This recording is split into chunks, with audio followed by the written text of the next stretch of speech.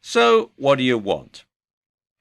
Now, I know that sounds a really simplistic question, but it's one that a lot of people have difficulty answering. Because if you don't know what you want, how will you know when you've got it? And this is something that all too often gets overlooked because it's assumed that we already know this.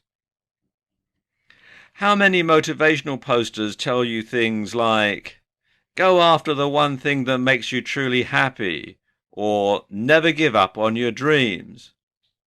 Well, this is fine if you've always wanted to open your own restaurant, or if you've always dreamed of having your own rock band, or some other really long-held ambition that you've always wanted to fulfill. But what if you don't know what you want from life? What if you have lots of different interests that are pulling you in different directions?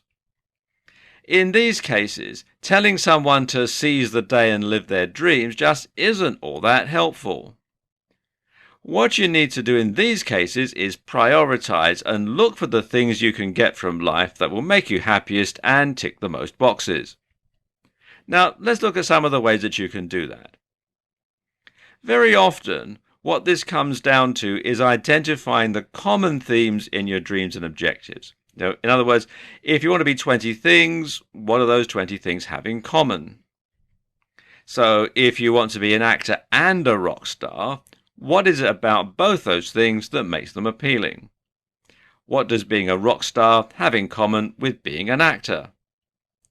Well, the most likely answer is that both put you in the public eye and both are a kind of performance which can bring a certain amount of adoration.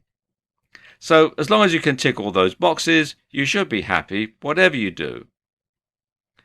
Another way to get to the bottom of what it is that you really want and to discover why you want it is to use the 5 whys technique. Here, you ask yourself the question why 5 times in a row in order to dig deeper and deeper into your motivations. So let's say you want to be a famous novelist like J.K. Rowling or Thomas Hardy. Why? Because you want to create something that you can be proud of. Why? Because you want to leave a lasting mark. Why? Because you respect and admire creative individuals who've done the same. Why? Because they can make a living by entertaining using only their imagination and their writing skills.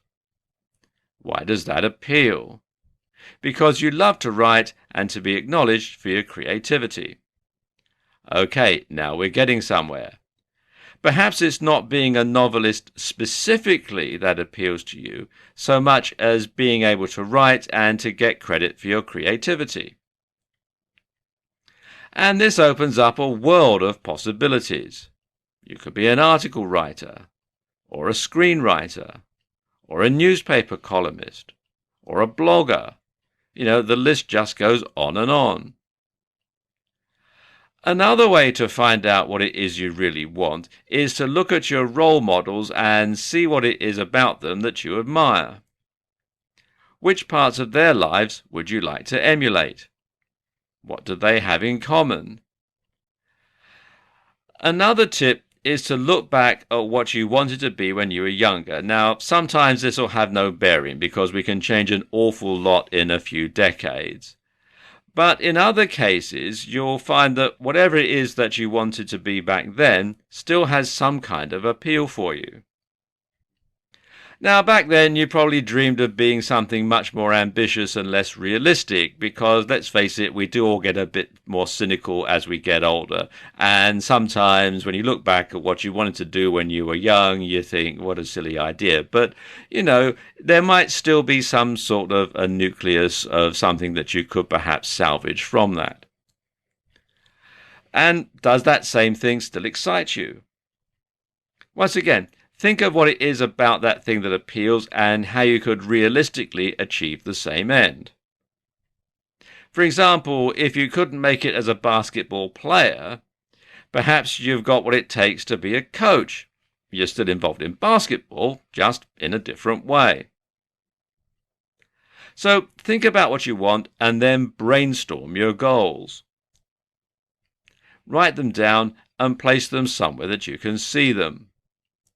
Then work backwards from your goal to where you are now. And this is very important. It's a very important technique to start with the end and then work back to the beginning, because then you'll know exactly what you need to accomplish to get to the next stage. And you'll find it easier to stay motivated if you break your goals down into smaller goals that you can achieve easily. And once you've achieved one goal, you can move on to the next one until you've achieved your ultimate aim. Something that I personally have found very useful when trying to work through goals and trying to come up with ideas and brainstorming sessions and that sort of thing is to use mind mapping software. And the one that I like to use is called FreeMind, and it is actually a free piece of software that you can download. And I can just see here on the website they've got some screenshots that show you exactly how it works and what it all looks like and how you can work through the various mind maps that you can use the software for. And you can find out more at freemind.sourceforge.net, and you can download the software for free.